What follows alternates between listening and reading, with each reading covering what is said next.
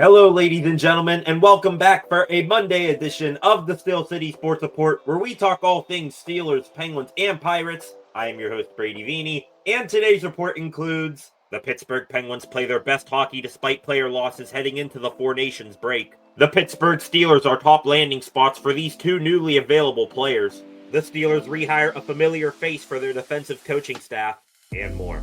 As always, please be sure to like, comment, and share this video, as well as subscribe to the channel. Now let's get into the first news story of the day. The Pittsburgh Penguins play their best hockey despite player losses heading into the Four Nations break. The Pittsburgh Penguins are now on a 12-day break for the Four Nations face-off tournament, having played back-to-back divisional road games this past weekend. The first game of that back-to-back was on Friday night against the New York Rangers, and the Penguins went into battle without their top two leaders in Sidney Crosby and Evgeny Malkin. Against the odds, not only did the Pens beat the hated Rangers, they did so with one of the gutsiest and hardworking performances I've seen from this team in probably years.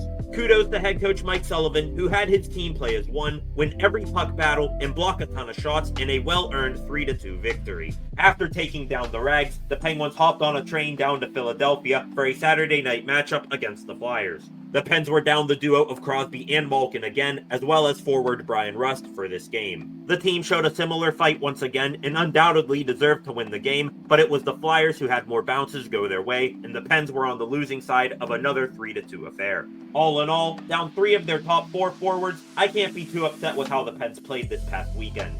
The only thing that watching those two games made you think was, where the hell has that effort been all season? Anyways, looking at the standings right now, the Pens still have very slim chances to make the playoffs, but if they continue to play how they played this weekend, they'll at least be very entertaining for the rest of the season.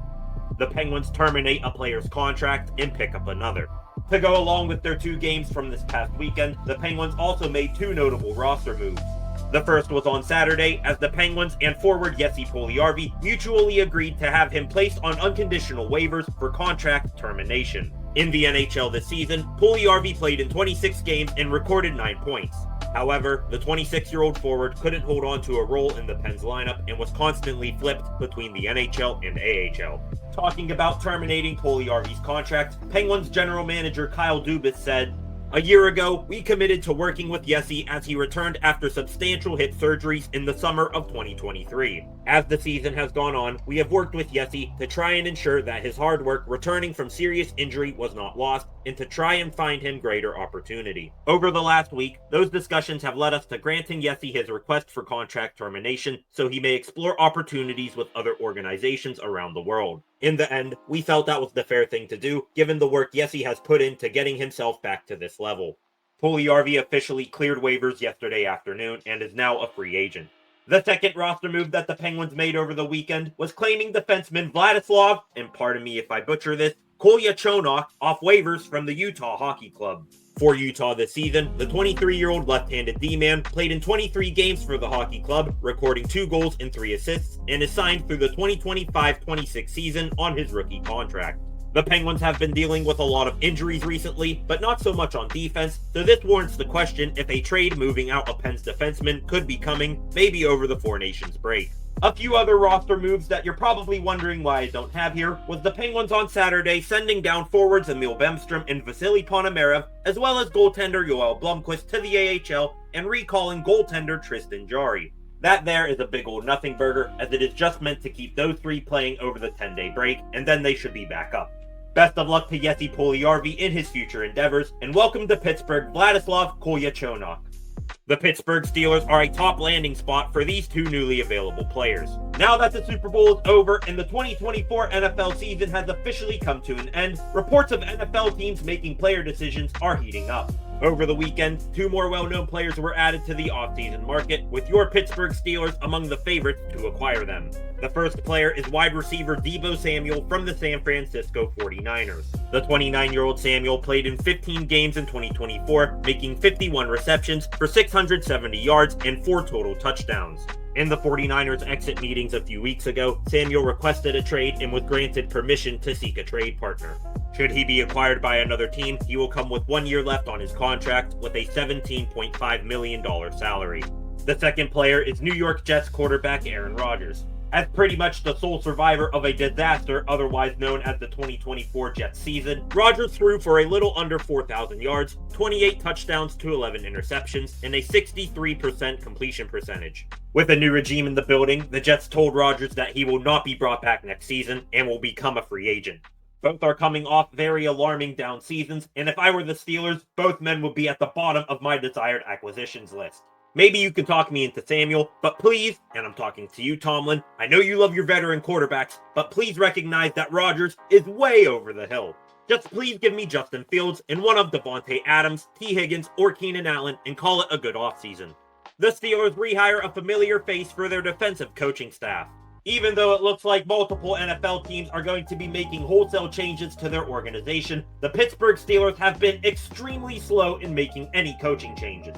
The first coaching change, which really wasn't their own doing, was linebackers coach Aaron Curry going to the New York Jets, but now the Steelers did actually make a hire. Announced by himself on Friday, former Steelers assistant defensive backs coach Gerald Alexander is returning to the organization as the team's new defensive backs coach. Alexander was previously with the Steelers in 2022 and 2023, but spent last season with the Las Vegas Raiders as their safeties coach. With Alexander on staff those 2 seasons, the Black and Gold's passing defense was average to below average, so hopefully now in a more prominent role, Alexander can get the secondary back on track. Welcome back to Pittsburgh, Coach Gerald Alexander. And finally, this Pittsburgh Steelers legend announces his retirement date. At Radio Row in New Orleans this past week, a former Steelers quarterback turned TV personality revealed that us football fans only have a couple years left watching him on Sundays.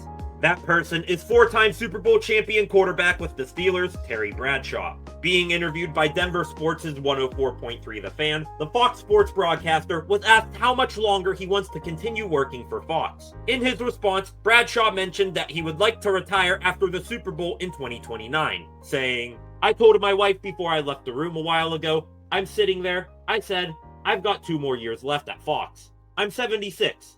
Okay, so it's a young man's game. I get that. Everybody wants the new. If we can get to the next Super Bowl on Fox, I'll be 80. I think that's time. 80 years old, that's pushing it." Bradshaw has been with Fox NFL Sunday since 1994, and even though the Steelers play on Fox only a few times a season, it's always great to see the Steelers legend. Thank you for all you've done for football, Terry, as we continue to watch you for these final 4 seasons. And with that, ladies and gentlemen, that wraps up a Monday edition of the Steel City Sports Report. Again, please be sure to like, comment, and share this video, as well as subscribe to the channel. Thank you all for watching, and I will see you guys back here tomorrow with some more Pittsburgh sports news.